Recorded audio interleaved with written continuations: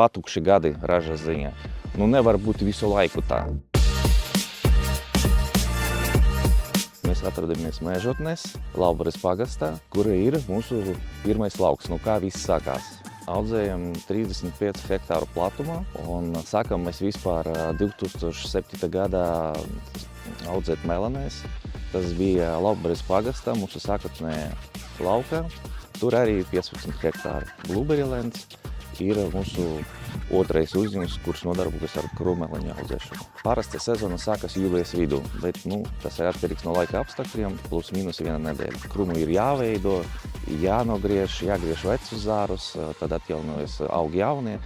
Parasti sāka 30-40 gadi ir dzīves ilgums krūmam. Tajos 35 hektāros mums ir sastādīti 99 000 stādi. Potenciāli tas varētu būt 200 tonnas, bet mēs vēl nekad neesam piedzīvojuši tādu daudzumu, jo ļoti ietekmē laika apstākļi ziemā, pavasaris, tāpēc mērķis ir labs, bet vēl nav sasniegts. Ideāli laika apstākļi ziemā, lai būtu ne vairāk mīnus 25, 28.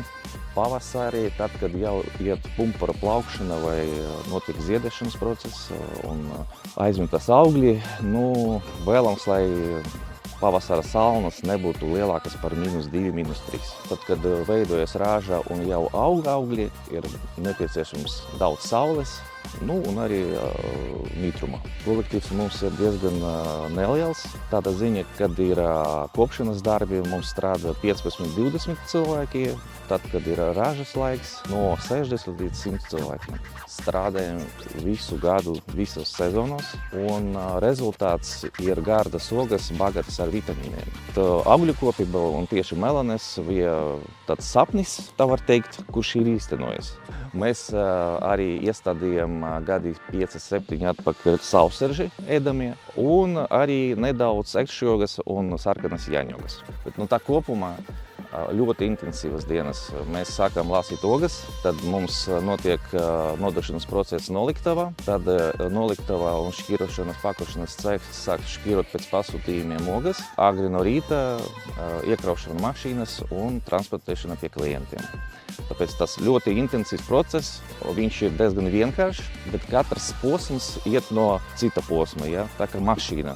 Nesezonā mēs nodarbojamies ar kopšanas darbiem, kas ir ļoti svarīgi, lai nākamā gada būtu laba kvalitatīva raža. Es teiktu tā, ka tas ir viens no atbildīgākajiem posmiem kopšanas darbs. Nākotnē plānoju strādāt un sasniegt mūsu mērķi 200 tonnas ražu. Es ceru, ka tuvākajos 2-3 gados mēs šo sasniegsim. Ņemot vērā to, ka iepriekšējie 3 gadi arī ar šo ieskaitot bija liels izaicinājums dēļ laika apstākļiem, bija diezgan patukši gadi ražas ziņā. Nevar būt visu laiku tā.